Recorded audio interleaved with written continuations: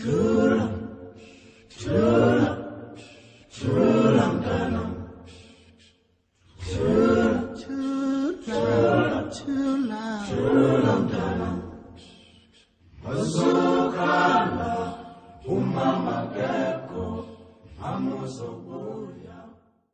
majority of black people in Cape Town today live in shacks, and most of these are black women.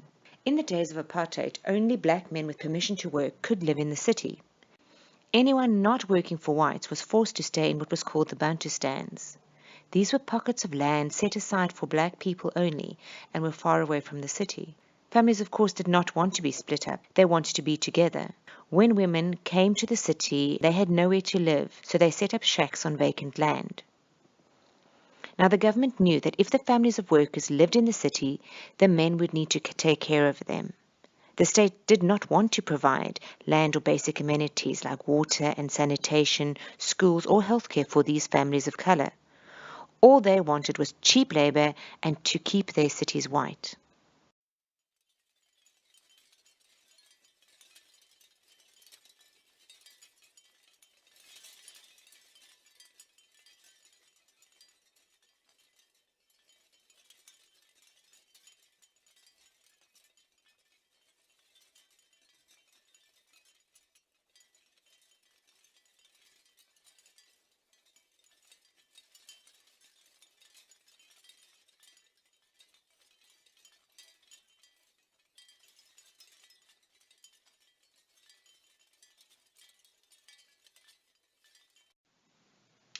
It took 2 centuries for white settlers to take control of the land and the people who were already living in South Africa between 1650 and 1850.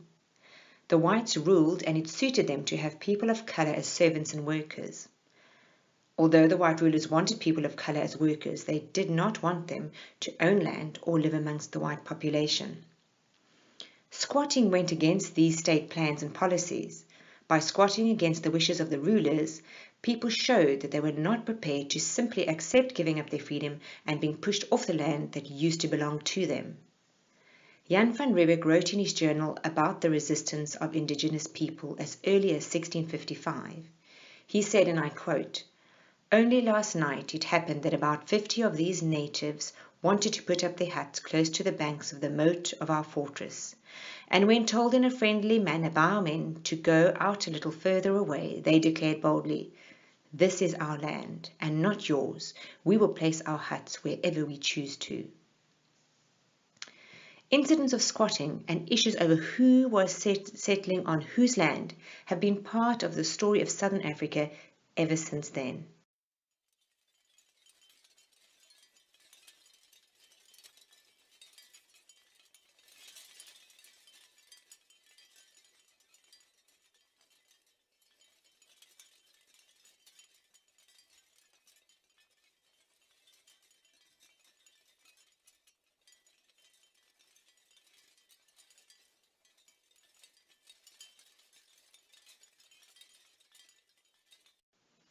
Crossroads is the story of a squatter camp, a story about people who decided to stand their ground and demand a place to stay and build a life. At the heart of the struggle was a group of ordinary black women who decided to claim the right to live there as families and communities. The apartheid state did not want squatter camps around the city. They didn't want anywhere for people of color to stay. So what they did was they demolished illegal squatter camps and moved African people to zone townships. Very quickly, these townships became overcrowded because people kept coming.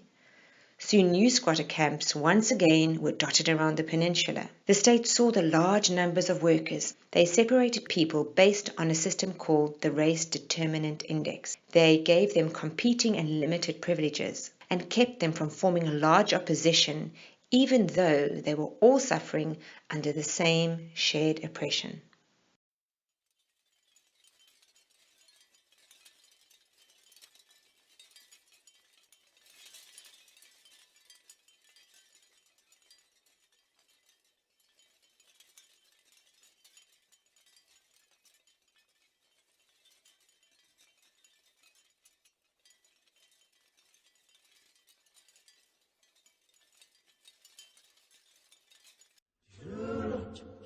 Jula mtana, musukala, umama deko, mama zobuya. Be still, be still, be still, my child. Do not cry, mother is absent, mother shall come back.